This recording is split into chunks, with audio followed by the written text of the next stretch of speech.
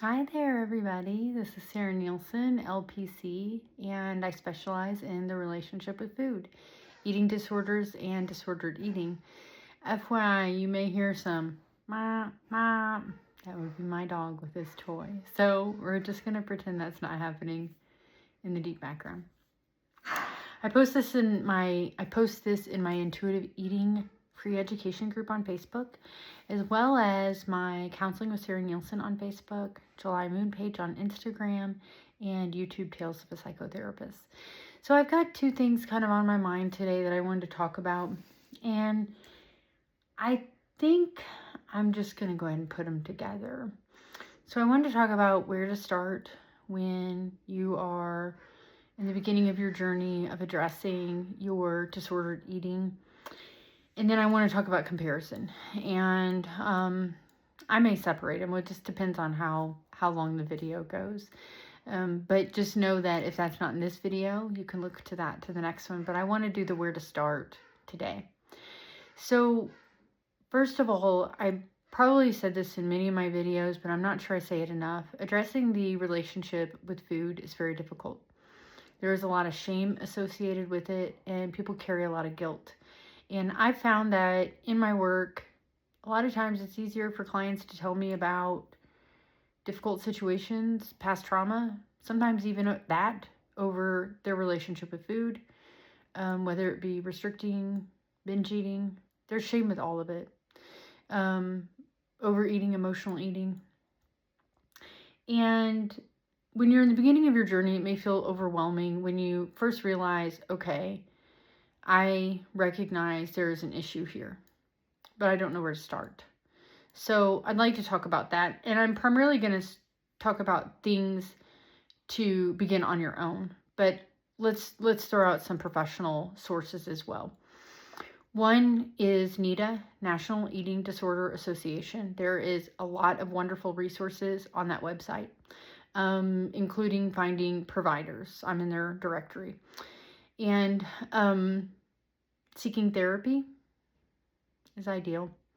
If you're on BetterHelp, I run an eating disorder support group every Wednesday at 10 a.m. Central, and an intuitive eating group every Friday at 11 a.m. Central. So getting professional help, ideally a therapist with experience in eating disorders. It can be difficult. We are a smaller niche, but they don't, I'm hesitant to say they don't have to, but the relationship with the therapist is actually one of the most important factors in therapy, and it supersedes anything else as far as positive outcomes. And so if you have a really good relationship with your therapist, I think that there's, they can always do some consulting and education to help you with that journey if you have a really good relationship with them. So from a professional standpoint, you'll want to definitely get in therapy and have a professional help you. You may seek aid with a dietitian or nutritionist. I am a holistic nutritionist. Dietitians are bachelor level and above. One that is familiar with intuitive eating would be really great, really helpful, or eating disorder experience. I think that is more prevalent in that field. As far as, like I said, it's a little bit harder to find therapists who have experience with eating disorders. You may even see a psychiatrist, depending on what you're dealing with. Sometimes there are medications that do help, that can help trigger appetites. If you're struggling with restricting, there are medications that can help manage appetite if you're dealing with overeating to binge eating. So that would be some professional places to start. Okay, so beyond that, let's talk about within ourselves. How can we get going? You probably heard this phrase many a times. The first step is admitting the problem. And that's very true. That is very true. It very much comes out of AANA. But we do have to recognize that there's an issue first. And I think I might do a video on the stages of change, pre-contemplation, contemplation, action, maintenance. And I'm missing one in there.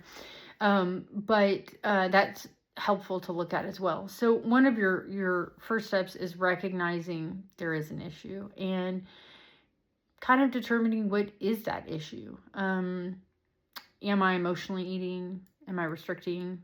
Am I a slave to diet culture? Am I binge eating? What's going on? The other thing is, I think that seeking support is really helpful.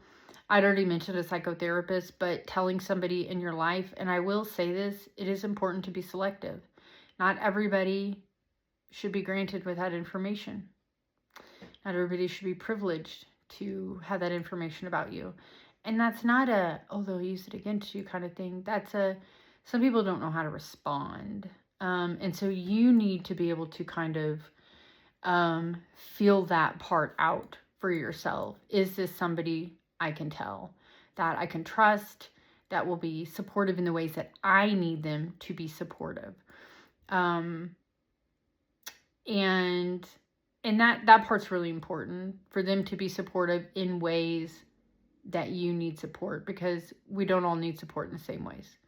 We don't all need, and sometimes people can overstep boundaries and become more directive of what you should do. And I'm not sure that's what most people need as adults. Not from somebody in their life. They need support and encouragement. And so be selective in who you tell, and be sure to let them know how they can help, as well as, this is not going to be helpful for me. That's important. I know it can be hard.